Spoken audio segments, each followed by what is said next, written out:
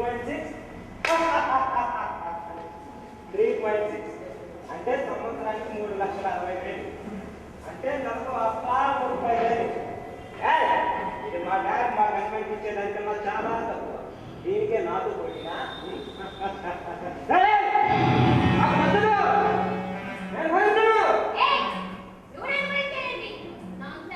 పత్తు వేస్తున్నావు.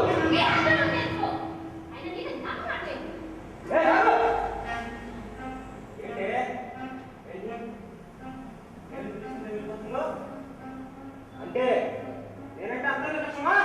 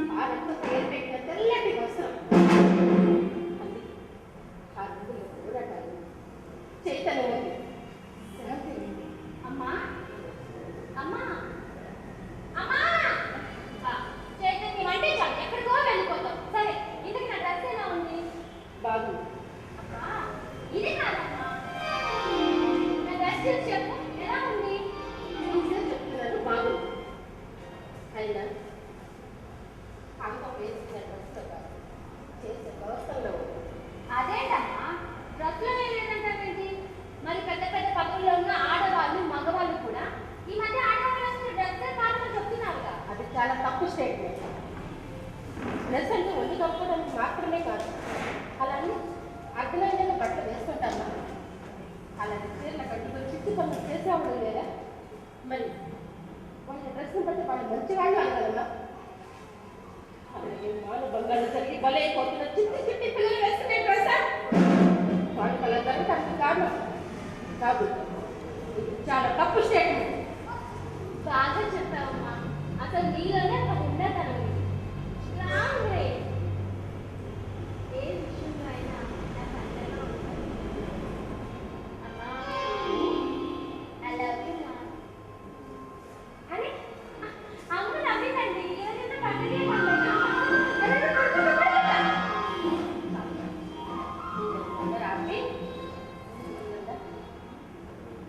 ఇంట్లో కట్టి పప్పు పప్పు అమ్మా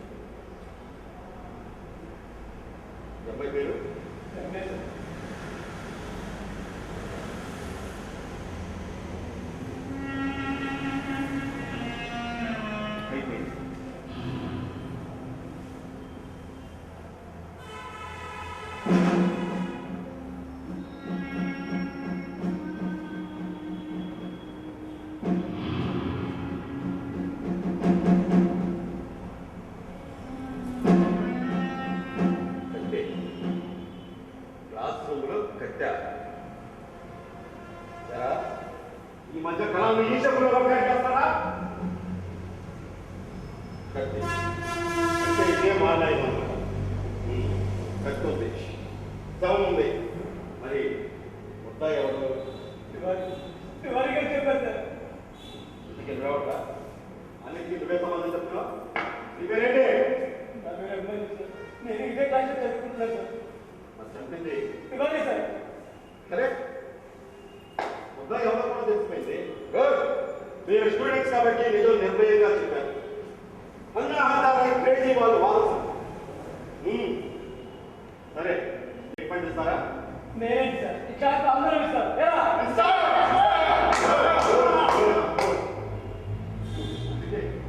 కేసు ఎలాగైనా నడుస్తుంది. కమాన్ స్టేట్మెంట్ ఇవ్వండి. ఇది రాసుకో. చెప్పు ఏం జరిగిందో చెప్పు.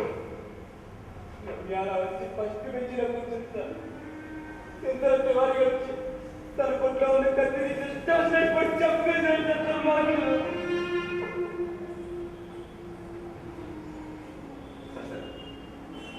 అంతే సార్.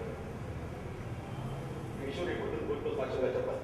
కోర్టులో కాదు, మీరు వచ్చే కాబట్టి అక్కడ చెప్తాను సార్. ఎక్కడికి అవసరం లేదు అమ్మయ్య. కోర్టులో సాక్షి చెప్పండి చాలు. పదండి సార్, ఇప్పుడే చెప్తాను. ఎక్కడికి? ఓకే, మీరు మనీ అనుకుంటున్నారా? మీరు వెళ్ళగానే రెడ్డి బాబు అని చెప్పి సాక్షులు అందించుకోవడానికి కోర్టులో సభలు వస్తాయి. అప్పుడు రెడ్డి చాలు.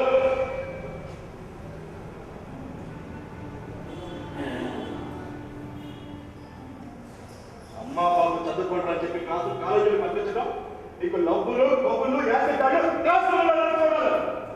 ముక్కులో సున్నం లేకపోతే ఎవరా ముందే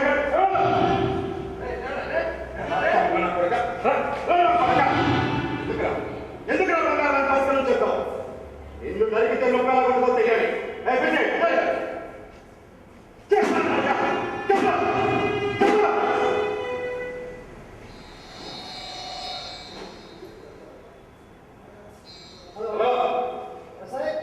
చెప్పండి సార్. అవును సార్, పాప పసిపిల్ల నరికితే నొప్పాడు సార్. నా కొడుకు ఎరగజేస్తున్నా.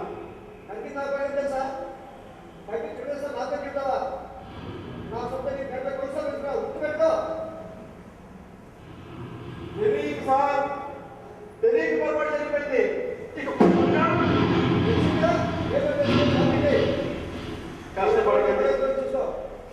కష్టపడకండి సార్. మీరు నా అకౌంట్లో బరువు ఎంత పెంచినా చట్టం దాని బరువు పదార్థానికి వాడు చెప్పింది ప్యాకెట్ కేసులో దొంగి కేసులో కాదు సార్, మర్డర్ కేసులో. రేట్ పెరగచ్చు ఈ దేశంలో పబ్లిక్ కాదు రేట్ సార్. చూడు, ఒక క్రిమినల్ చట్టాన్ని నీ చుట్టంగా చేసుకుందాం అనుకుంటున్నావు. అయినా నేనేం మాట్లాడుతున్నాను నీకు అర్థం కాదులే. ఒక ఆడపిల్ల మీ వాడి చేతిలో అన్యాయంగా చనిపోతే నువ్వు ఎలా స్పందిస్తావు అని అన్నమాట. అది చెప్తున్నాం కదా, ఎవరికైనా sir. Very good sir, very good. నా ప్రశ్నలో ఈ సిద్ధాంతం బట్టి దేశం చాలా గౌరవిస్తుందయా?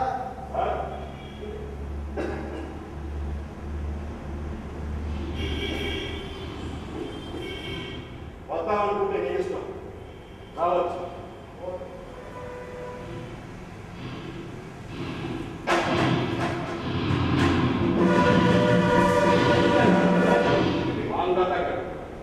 వీడి బాబు ఇలాంటి నా కొడుకుని ఎందుకు కన్నానా అని చెప్పి బాధపడుతున్నాడు. మీరు నిజంగా హానెస్ట్ సార్. మీరు రియాక్ట్కి హ్యాట్స్ ఆఫ్ సార్. పొగడమాకండి అయ్యా, పొగడుతున్నాంటే నాకు ఇష్టం ఉండదు. చెప్పు ఏం జరిగింది రాష్ట్రం పోతాం. చెప్పు. స్టేట్మెంట్ రాష్ట్రాలకు ఏం జరుగుతుంది సార్? ప్రొసీజర్ తెలియదు మీకు అంటే వద్దు అసలు.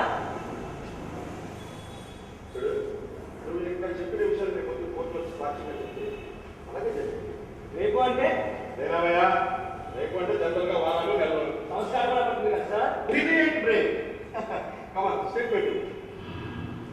జనరల్గా చెప్పడానికి ఏం కావాలి సార్? వచ్చాయి ఇంకా శవం, ఇంకా ముద్దాయి, ఇంకా సాక్ష్యాలు అన్ని ఇప్పుడే ఉన్నాయి కదా సార్. మీ పద్ధతి చెప్పండి. ఏం మాట్లాడతావు? అమ్మాయిగా మాట్లాడతాక మా స్టూడెంట్స్ అమాయకం అనుకోవడం మీ అమాయకత్వం సార్. మాకు ప్రేమ తప్ప వేరే ధ్యాస ఉండదని మీ అభిప్రాయం. ర్యాగింగ్ చేయడం, యాసిడ్ దాడి చేయడం వేల మంది చదువుతున్న కాలేజీలో ఎవరో ఒక్కరు. ఆ ఒక్క మెథడ్ వల్ల మొత్తం స్టూడెంట్స్ అందరినీ తప్పుడు పని చేసేవాళ్ళుగా భావిస్తున్నారు.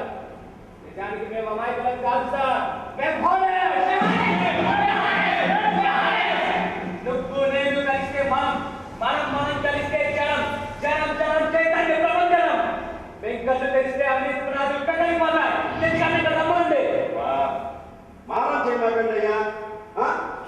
మీరు మారం చేశారు కదా అని రాజ్యాంగాలు ఏమన్నా మారతాయా? పెట్టుబడి రాసుకుంటా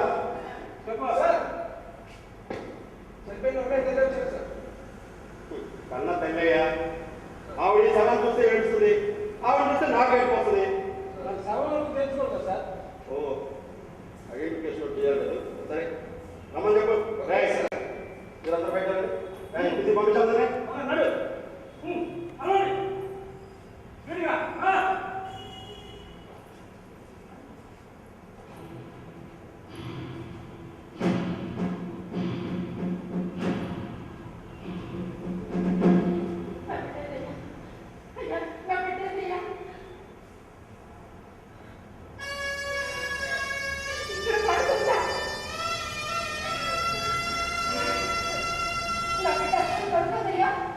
ఎప్పుడు చూడు చదువు చదువు చదివానయ్యా.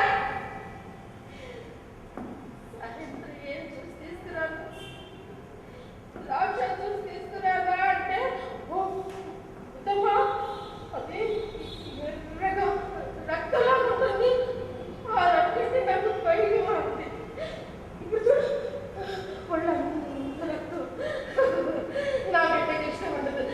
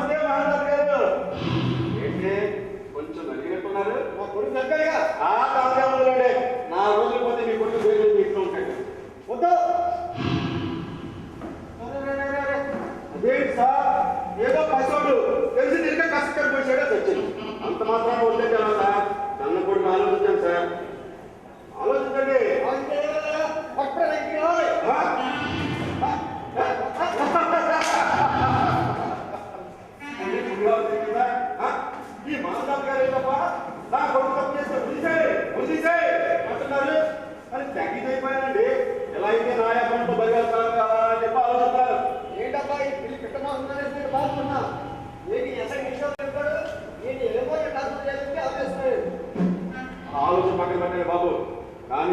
అమ్మాయి చంపడం చూసిన స్టూడెంట్స్ రెచ్చిపోయి ఉన్నారు. అదే మామూలు మనిషికి మనోడు మనిషి చాలా ఎందుకంటే మా ఊరు కాల్సిన అమ్మాయి కలిసి చెప్పాడు అవునా? అదే కదా అది చెప్తుంది. మాకు సమస్య కూడా వస్తారా? మరేం చెప్తానండి మీ వంటలో కట్టుంటే మా వాటి చదువుకున్నారు కట్టి అమ్మాయి చదువుకోగలరు. ఆ అమ్మాయి కట్టించి వస్తాయి. తెచ్చింది లేదండి మాకు ప్రయోజనం లేదండి బింద తెచ్చినాయా అంటే ఈ విషయం ప్రభుత్వం నీ పొంద రోజు కాపురం వస్తావు కదా మళ్ళా ప్రింట్ వేసిపోయి ఒకటి మద్దతు తెచ్చినది బాగానే ఉందనుకోండి, కానీ మీ వాడు చంపడం చూసిన కుర్రాళ్ళు కోర్టులో సాక్ష్యం చెప్తారంట. చెప్పలేదా సాక్ష్యం లేకపోతే డిఫెన్స్ ఎలా అయ్యారు కాస్త వాళ్ళు పెంచితే ఆ సౌండ్ ఎఫెక్ట్కి సాక్ష్యం నిలబెట్టి చెప్పేట్టుకట్టు కథ బాగానే ఉంది, కానీ మరి మీ అమ్మాయి చేతిలో కత్తుంటే మరి ఆ అమ్మాయి ఎలా జరిగింది ఈ విషయం చెప్పండి. అదంతా నాకు తెలియదు కేసు పాపే కావు సరే కానీ మరి ఆ పిల్ల పెద్ద మాట ఏం చెప్తాం? నేనేమంటావా బయటపడరా రండి.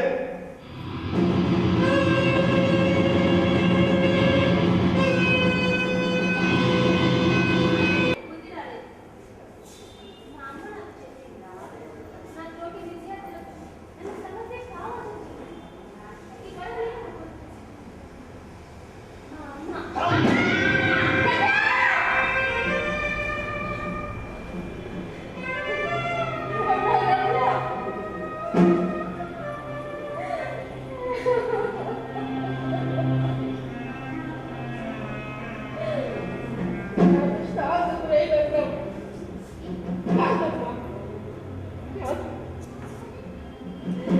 సహజమైన తల్లి ప్రేమ వాడికి శిక్ష వేయిస్తానని మాటిచ్చాను. మాట తిరుగుతూ మనల్ని భయపడుతుంది. డబ్బు లేకపోతే కడుపుకి తిండి ఉండదని తెలుసు, కానీ ఈ వ్యవస్థలో న్యాయంగా ఉండదని ఇప్పుడే తెలుస్తుంది తల్లి, ఇప్పుడే తెలుస్తుంది.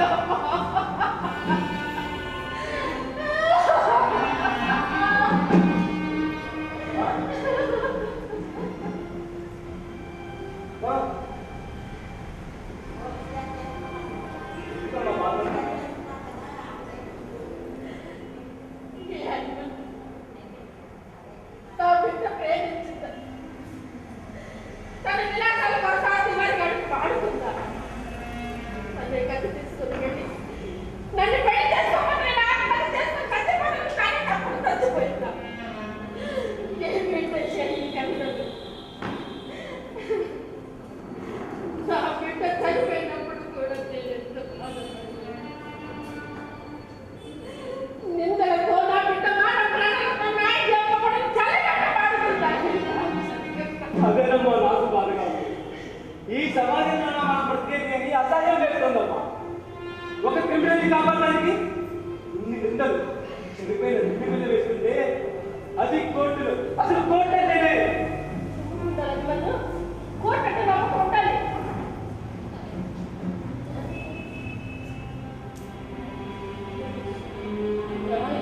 తినడానికి మాత్రమే అవకాశం ఇచ్చి కళ్ళకు గంటలు కట్టిన ఈ వ్యవస్థలో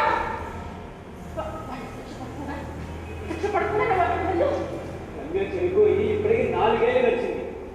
ఇప్పుడు కోర్టులో వాదన జరుగుతుంది. ఏ ఛానల్ చూసినా, ఏ న్యూస్ పేపర్ చూసినా దాన్ని పదే చూపించడం ఏంటో ఇదంతా. ఆ రోజు మనం చూసామని చెప్పిన వాళ్ళు కూడా తిరిగి వస్తుందా రాష్ట్రంలో ఛానల్ చూపిస్తున్నామమ్మా. వాళ్ళందరూ సాక్ష్యం చెప్పకపోతే వాడికి శిక్ష. ఏం సాక్ష్యం చెప్పారు? ఉన్న దుర్ఘటన చెప్పారా వారికి శిక్ష పడుతుంది. మాట చెప్పావు.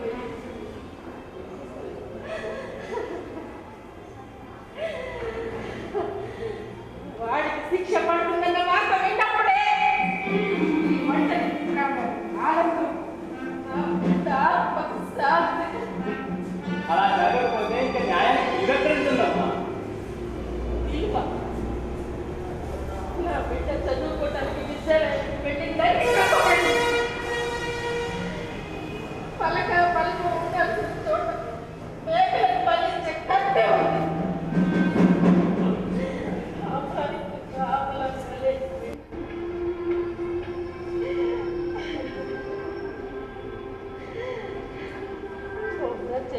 కోర్టు పెట్టి నేరం శిక్ష వేయిస్తానని ఆనాటి హోంమంత్రులు 6 నెలల్లో తీరిపోతుందన్న కేసు 4 ఏళ్ళు పట్టింది. ఇలా కంటికి కట్టినట్లుగా అన్యాయం జరుగుతుంటే గుడ్డివాడి చేతులు దీపలా తయారైంది. మీ బాధ నాకు అర్థమైందమ్మా, కానీ నాకు చెడ్డ వచ్చిందని అనుకుంటుంది. నమ్మకం ఉంది, అనుభవం ఉంది. కానీ కోర్టు వేరే నా ఉద్దేశం. న్యాయం తప్ప గెలుస్తుందని నా అభిప్రాయం. రేపు జడ్జిమెంట్ వస్తుంది కదా.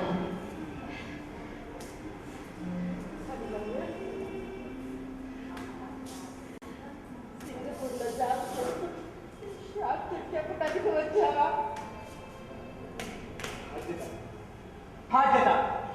నేరస్తుడికి శిక్ష పడేలా చేయడం నా బాధ్యత. ఇప్పుడు వారికి శిక్ష పడకపోతే ఈ సమాజంలో ఆడపిల్లలపై దాడులు జరుగుతూనే ఉంటాయి. అలా జరగట్లేదు అభిమన్యు. శిరీష, నిర్భయ వీళ్ళంతా ఏ తప్పు చేశారన్నయ్యా? వాళ్ళు అలా పదైపోయారు. డబ్బు, స్వార్థం, కామం, ప్రేమోన్మాదం ఇలా ఏదో ఒక కారణం. అందుకే ఒకళ్ళకి శిక్ష వేసి వేరొకరు ఆ నేరం చేయకుండా భయపట్టాలి. అందుకైనా వారికి శిక్ష పడుతుందని నా నమ్మకం.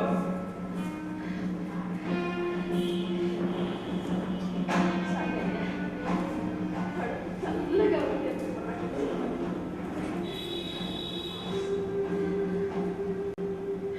సరే, ఇప్పుడు తిన్నావా? ఏమో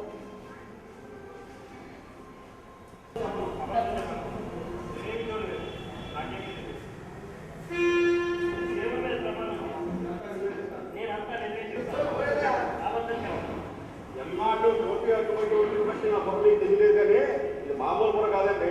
అసలు ఈ పొర సరేలేవయ్యా, మందు దొరికింది కదా అని ఆ టోపీ వాళ్ళు తెలియదు వాళ్ళని కొంత డబ్బాలు పెట్టారు. నాకు కూడా రాకినాయి టోపీలు. ఇది ఎంత కావచ్చు? 10 కోట్లు ఇప్పించండి. మరి కొంత ఏ నివాసంలో ఆ మాత్రం నాది లేదా?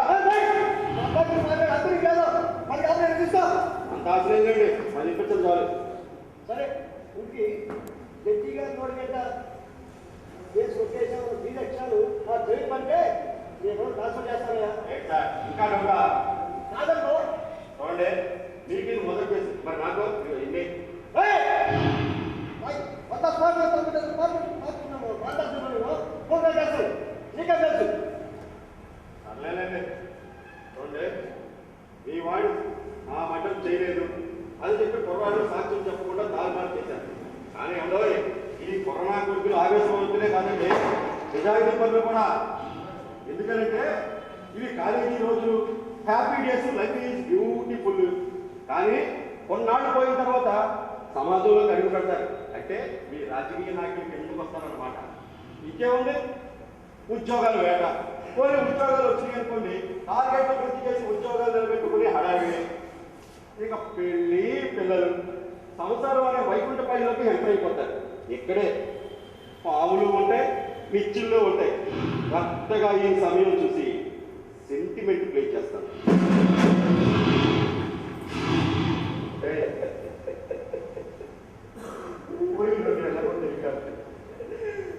చెప్పండి 4 సంవత్సరాలు అయింది.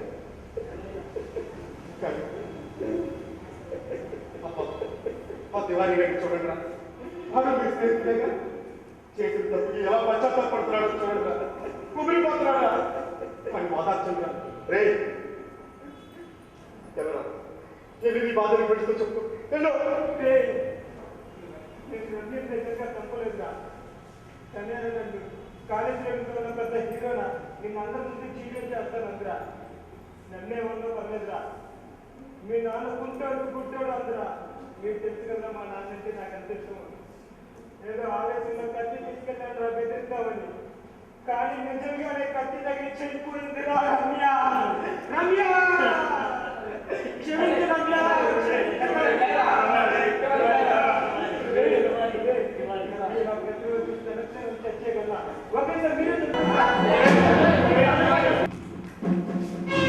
ఇలాగ బ్రహ్మాండమైన వాడి జీవితాన్ని మార్చేద్దాం అనుకుంటే మీరే నా అనవసరంగా తిట్టారు.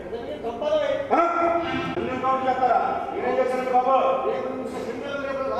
వస్తే నువ్వు అమ్మని పంపిస్తారా?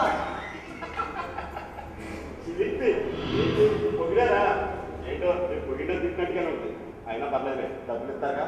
సార్ సార్, జడ్జి గారు వచ్చే టైం అయింది, వెళ్ళి. సార్, ఆ జడ్జి గారు మీ వాడి మీద సాక్ష్యాధారాలు లేవు కాబట్టి మీ వాడిని వదిలేస్తున్నా అని చెప్పిన పరీక్షలో నా అకౌంట్లో 10 కోట్లు ట్రాన్స్ఫర్ చేయాలమ్మా. అయితే రండి.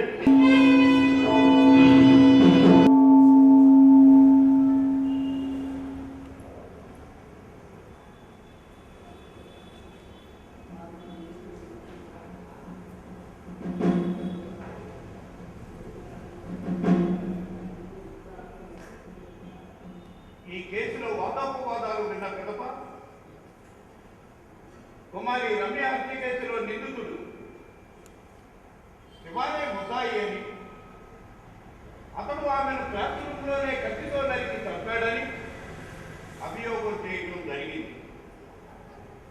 ప్రాసిక్యూషన్ వారి వాదనను సమర్థించుకుంటూ ముద్దాయి నేరం చేశాడని రుజువు చేయడానికి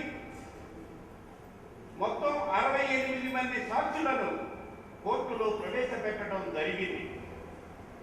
కానీ PW3 అభిమన్యు అనే సాక్షి తప్ప మిగిలిన వారెవరూ ప్రాసిక్యూషన్కి అనుకూలంగా సాక్ష్యాన్ని చెప్పి ఉండలేదు. పోతే అభిమన్యు చెప్పిన సాక్ష్యాన్ని చట్టపరంగా పరిగణలోనికి తీసుకోవడానికి కోరాపరేషన్ ఎవిడెన్స్ లేకపోవడం చేత అతని సాక్ష్యాన్ని కోర్టు పరిగణలోనికి తీసుకోవటం లేదు.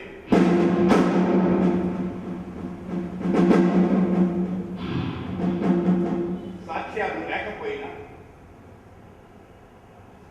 జరిగింది దారుణం. ఓ ఆడపిల్ల ఇంట్లోకి ప్రవేశించి అడ్డు వచ్చిన తల్లిదండ్రులను నరికి చంపేట ఒక ప్రేమను యాసిడ్ తాడులు జరుపుతున్నారు కొంతమంది ప్రేమను. ఇలా సమాజంలో ఆడపిల్లలు బలైపోతూనే ఉన్నారు. ఈ కేసులో జరిగింది ఎక్కడో కాదు, క్లాస్ రూమ్లోనే టీచర్ని పొడిచి చంపారు. తోటి విద్యార్థుల్ని విచక్షణారహితంగా కాల్పులు జరిపి చంపారు. కానీ ఈ కేసులో నరికి చంపబడింది సాక్ష్యాలనే తప్ప మరే ఇతర వాటిని నమ్మని చట్టాన్ని దృష్టిలో పెట్టుకొని ఎవిడెన్స్ని ఖురాన్గా, క్రిమినల్ ప్రొసీజర్ కోడ్ని బైబుల్గా, ఐబీసీని భగవద్గీతగా చూడవలసిన బాధ్యత మాపై ఉంది. 100 మంది దోషులు తప్పించుకున్నా ఒక నిర్దోషికి శిక్ష పడకూడదు. కాబట్టి ఈ కేసులో సరైన సాక్ష్యాధారాలు లేకపోవడం చేత ముద్దాయి అనబడే శివానీని నిర్దోషిగా విడుదల చేయడం జరిగింది. జడ్జి గారు, ఈ తీర్పు మాకు అంగీకారం కాదు. అయితే పైకోర్టు అప్పీల్ చేసుకోండి. ఇప్పటికి 4 సంవత్సరాలు పట్టింది, మళ్ళీ ఎప్పటికంటే 10 ఏళ్ళు పడుతుంది కదా సార్. అది కోర్టు పరిగణనలోకి తీసుకోదు. ప్రజల గుండె చప్పుడు కోర్టు ఎప్పుడు పరిగణనలోకి తీసుకుంది కనుక ఇలా ప్రజలకు అవసరమైన విషయాలు కోర్టు పట్టించుకోదు. కోర్టు విషయాలు ప్రజల్లోకి రావు. ఇలా కోర్టుకు ప్రజలకు మధ్య అగాధం పెరిగిపోతుంది. దీనికి పరిష్కారం ఎప్పుడు సార్? ఎప్పుడు సార్? ఈ ప్రశ్న బాధ నేను అర్థం చేసుకోగలను. కానీ ఆ విషయంలో సమాధానం చెప్పలేని నిస్సహాయత మాది. పోతే చట్టపరంగా విచారణ ఆలస్యమైందంటున్నావు. ఆ రోజు క్లాస్ రూమ్లోని హత్యోన్మాదాన్ని కళ్ళతో చూసి కూడా ఎందుకు సాక్ష్యం చెప్పలేదని మాత్రం నీ మిత్రుడిని ప్రశ్నించలేకపోయావు కదూ అభిమన్యు. అసలు 4 సంవత్సరాల మేము కోర్టుకు వచ్చి ఎందుకు సాక్ష్యం చెప్పాలి? ఏ రోజైతే మద్దతు జరిగిందో ఆ రోజు ఎవిడెన్స్ అంతా అక్కడే ఉందిగా. హత్యాయనం, లంఘేశాలం, సాక్ష్యాలు, వ్యతిరేకంగా పట్టుబడ్డ ముద్ద అగ్రవాది గారు అన్నిటి గురించి మీరు శిక్షపడాల్సిన అవసరం మా అందరిలో ఉంది. ఆ రోజు ఈ పోలీసులు కొంచెం మీరు రావచ్చు కదా. న్యాయమూర్తులు స్పాట్కి వచ్చి విచారించాలా? ఎందుకు విచారించుకోలేదు సార్? మీరు డ్యూటీలో ఉన్నప్పుడు ఏదైనా బర్నింగ్ కేసుల్లో, సీరియస్ కేసుల్లో టైమింగ్ డిక్లరేషన్ కోసం మీరే హాస్పిటల్కి వెళ్ళి మీ దగ్గర కారణం ఎవరు, ఏమిటి, ఎందుకు అని ప్రశ్నించడం లేదా? ఆ విధంగా మీరు ప్రజల వద్ద న్యాయం తీసుకెళ్ళడం లేదా ఎవరా? అవును, రిక్రిజేషన్ వస్తే వెళ్తున్నాం. అన్ని కేసుల్లో కాకపోయినా కనీసం ఇలాంటి కేసుల్లోనే మీరు అక్కడ రావాలి సార్. వచ్చి ఇలాంటి క్లాసులు ఎవరైనా సరే విచారించి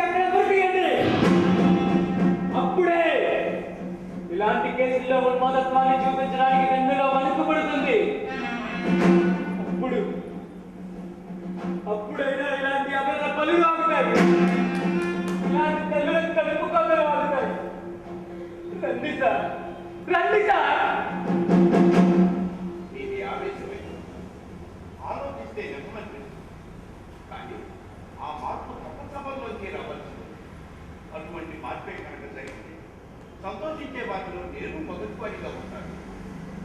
ఇకపోతే ఈ వాదోపవాదాలకు స్వస్తి పలుకుతూ కోర్టు వాయిదా వేస్తున్నాను.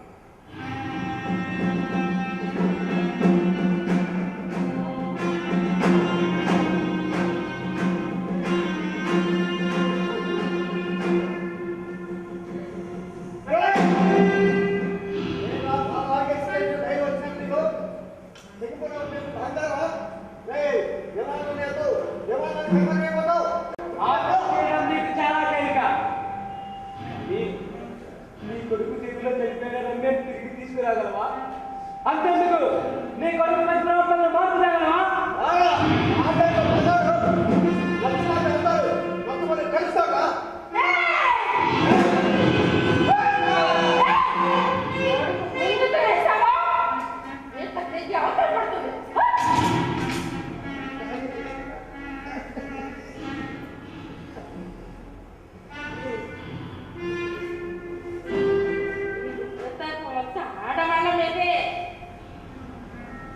ఆడవాళ్ళు అబలలు కాదు. ఏదో ఒక రోజున వీళ్ళు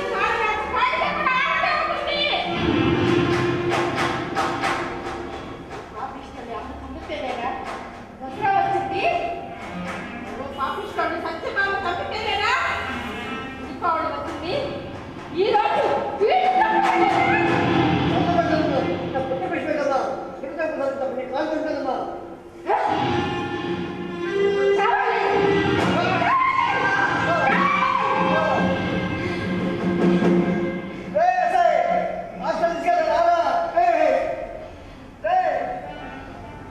ఇంకెక్కడ హాస్పిటల్ జరిగిపోయింది.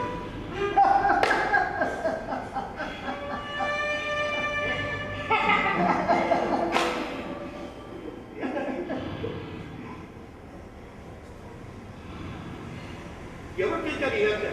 జడ్జి గారు అదే వస్తుంది, అదో ఆయిల్, ఇదో బాడీ, అది గుర్తు చేయకండి, అదో సాక్షులు గుర్తు చేయకండి, గుర్తు చేయకండి.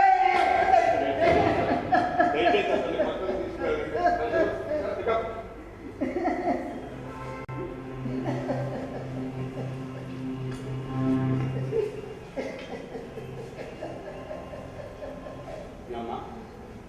తత్వ న్యాయం కోసం పోరాటం చేస్తున్న చాముండేశ్వరి నువ్వేనా?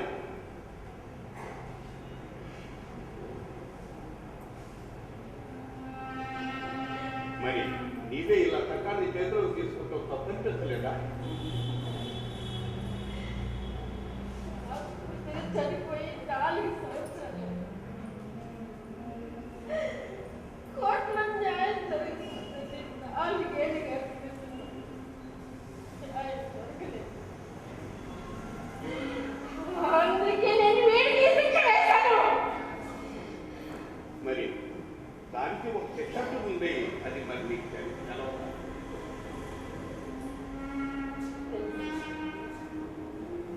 అది తెలిసే తెలుసు, అది తెలిసే